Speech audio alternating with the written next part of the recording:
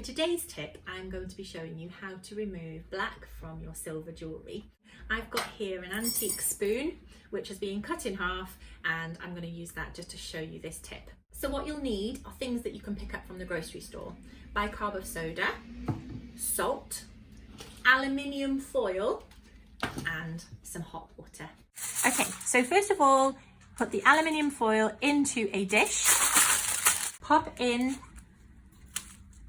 a good amount of bicarb of soda, a good sprinkling of table salt, and then some boiling water from your kettle. You can see it bubbling.